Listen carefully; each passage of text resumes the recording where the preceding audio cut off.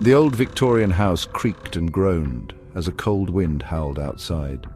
Inside, a lone figure sat huddled in a chair by the window, her gaze fixed on the dark street below. Her name was Eleanor, and she was a prisoner in her own home, a victim of agoraphobia.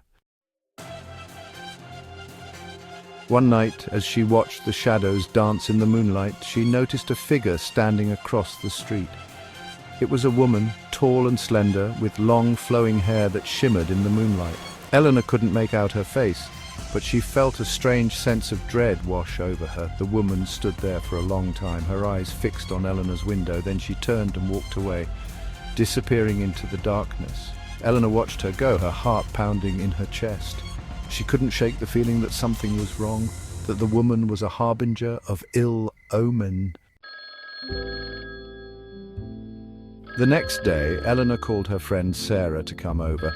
Sarah was a bubbly, outgoing woman, the opposite of Eleanor in every way.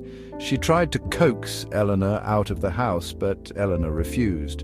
She was too afraid of the woman she had seen in the window. As the days turned into weeks, Eleanor became more and more withdrawn. She rarely left her room, and she slept with the lights on, afraid of the darkness. She would often catch glimpses of the woman in the window, always watching her, always waiting. One night, Eleanor woke up to the sound of glass shattering. She jumped out of bed, her heart racing. She crept downstairs, her hand clutching a baseball bat for protection.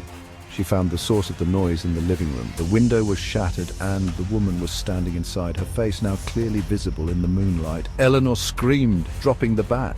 The woman smiled, a chilling, predatory smile that sent shivers down Eleanor's spine. She stepped closer, her eyes glowing with an eerie light. "I've been waiting for you," she whispered, her voice like a silken caress.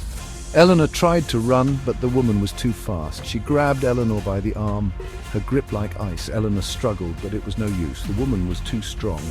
"You can't hide from me anymore," the woman hissed, her voice growing louder. "I've been watching you, waiting for you to open the door."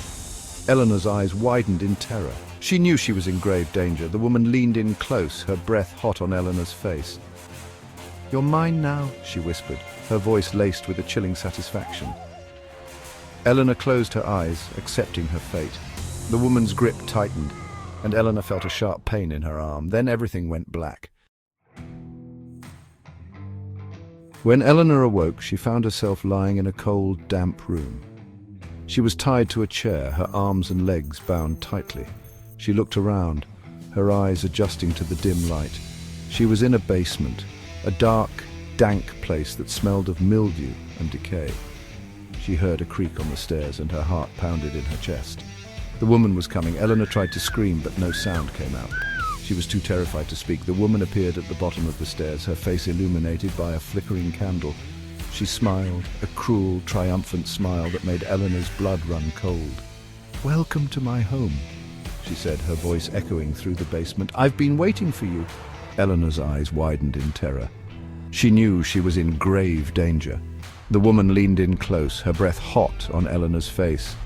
"You're mine now," she whispered, her voice laced with a chilling satisfaction. Eleanor closed her eyes, accepting her fate. The woman's grip tightened, and Eleanor felt a sharp pain in her arm. Then everything went black.